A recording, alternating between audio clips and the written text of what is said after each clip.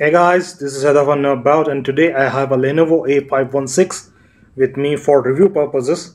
And this phone is a 4.5-inch sized Android device and comes with a 1.3 GHz Media Tek powered processor and a 512 MB of RAM, which is low. I know you guys will be telling, oh no, just 512 MB of RAM, and that's why I mentioned it at the very start of the beginning. Yes, it's a 512 MB RAM, but most of the devices that are available at this point are 512 MB RAM. In fact, the bigger brands offer devices of 512 MB RAM at this price point. So this one is a 512 MB 1.3 gigahertz processor.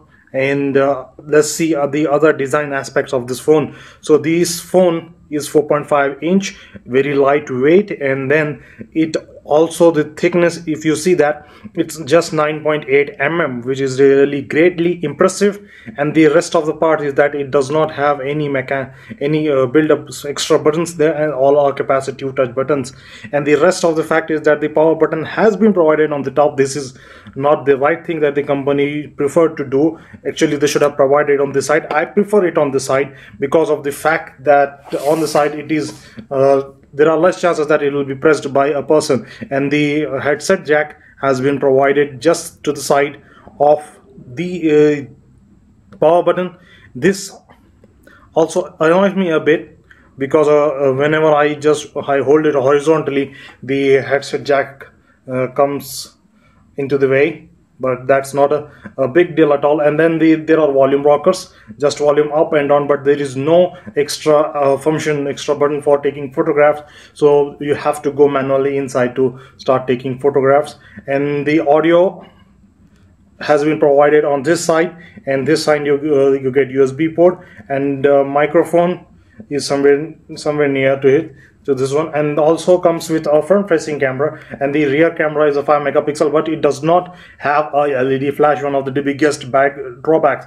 In terms of camera department, it takes half HD 720p videos that are great, really great. In fact, the only reason I have kept this camera is because it has the ability to take good videos, and that's one of the greatest thing. Not just that, it is not only the greatest thing of this camera, of this smartphone, but the another greatest thing of this smartphone is that this smartphone is really very fast to function. If you could see the screen here, I could just navigate it very easily, and this is really fast. I like it, but it does slow down. It also has one of its own RAM cleaners. You don't have to install extra. It has a great and fulfilling navigation. It does slow down when I have installed a lot of applications. It did slow down. In fact, when I had a Wine installed, it slowed down, and when I removed Wine, after removing Wine, I installed lot of apps, but it did not slow down. So after, with Wine it slowed down, with Tango it slowed down. So some of the apps are not suitable for this device. Now let's talk about the display of this device. The display of the device is not great. If you could see that everything is not crisp and clear when you are recording video, of course. But if it has not been on camera, but it had been off camera, and if I had been looking at the screen directly, then this screen is pretty good to look at. But it's not full HD. It's just it's not half HD. It's just near to minimum resolution is required for you to look at, and that's great. In fact, you can play full HD videos, you can play half HD videos that and they look great. It doesn't even look like the phone does not have a half HD, but many people are used to half HD displays. That's a great thing. But for those who don't have the budget of buying a half HD display smartphone, then this one is a great buy. Now let's move ahead and see the battery performance of this device.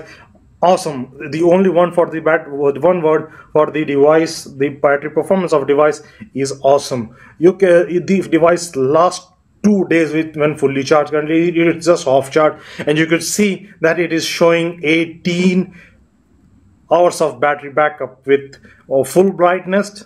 and nothing else. In fact, if I switch on the Wi-Fi, you could see the battery of to go down to 16 hours, and if I shut it down, it will come back to again 17 hours.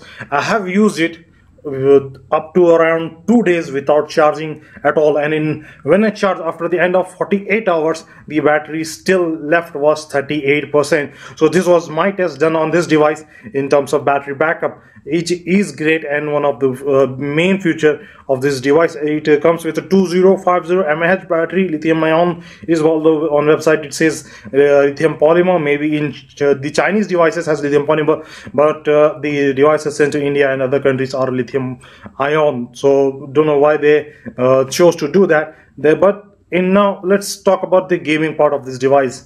Not really impressed with it, but for those who are casual gamers who do not go beyond those silly temple run games and Subway Surfers and Candy Crush and all that, this one is pretty awesome for those people who are not looking for games. In fact, as far as I know, those who are buying a device that cost what this device costs, they will not be looking for games, but they will just be looking for casual, and that is good for them. It does not play first person shooter Mortal Kombat. It does not play Mortal Kombat. I have tried playing Townsman. I have that's run smoothly. Then I have played various other games like Wizard of Oz, Temple Run, and then I have played Subway Surfer, and then I have played Township. I have played this one, new Westbound, and they all run smoothly. Not even a slight lag. The only thing that I did not like about the device was the crashing of apps. Yes, the apps some of the time crashes a lot, and that is one of the biggest problem for me. Most of for others the problem is more, but I can understand from the device's point of view that they have had installed a lot of many apps. Like I have said previously, when I had apps like Wine installed and other video sharing apps, then the idea of this device was that this device slowed down extremely. Then I removed those apps, and now it's running pretty well. But I have installed a lot of picture apps, photo editing apps, many of them. Nothing keeps me down from using this device. In fact, it runs smoothly. If there had not been any problem with apps crashing down, so like some of the apps do, then I would not at all had given any flaw to this device. In terms of my rating, this one would have got 5 of 5, and only if it had not that app crashing. I have been repeating this app crashing problem repeatedly because for some people it may be really annoying, and some casual users who don't care of how many apps they use. The normal apps like note taking apps, like some of the photo editing apps, and some business apps, they don't crash.